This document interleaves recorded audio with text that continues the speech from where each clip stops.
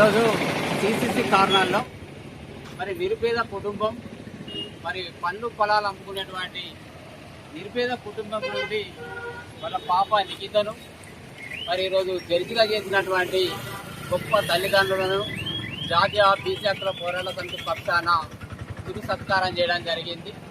మరి వెంకటేశు లక్ష్మి వాళ్ళ యొక్క కూతురు ఈరోజు రాష్ట్ర స్థాయిలో మరి మేజిస్ట్రేట్ కావడం, జడ్జి కావడం అంటే మన ఒక బీసీ బిడ్డ ఎలాంటి రిజర్వేషన్లు లేకున్నప్పటికీ, ఎలాంటి మెరిట్ లేకున్నప్పటికీ మరి ఒక జడ్జి కావడం అంటే బీసీలుగా స్వాగతిస్తూ హర్షం వ్యక్తం చేస్తూ ఉన్నాం. మరి ఇలాంటి గొప్ప తల్లిదండ్రులను సమాజం స్ఫూర్తిగా తీసుకోవాలి.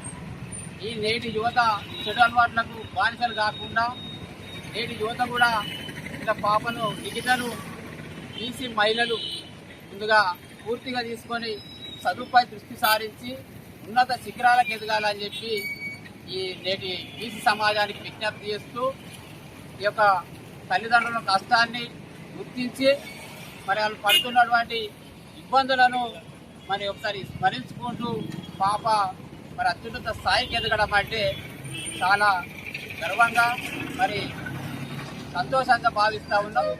నేటి సమాజం మరి నిరుపేద కుటుంబం అయినప్పటికీ కూడా మరి ఆ పాపను అనేక కష్టాలు కోరుస్తూ చదివిస్తూ మరి ఆదర్శంగా నిలుస్తున్నటువంటి ఈ దంపతులను బీసీ హక్కుల పోరాట సమితి పక్షాన శుభాకాంక్షలు, కృతజ్ఞతలు, ఉద్యమ వందనాలు తెలియజేస్తాం.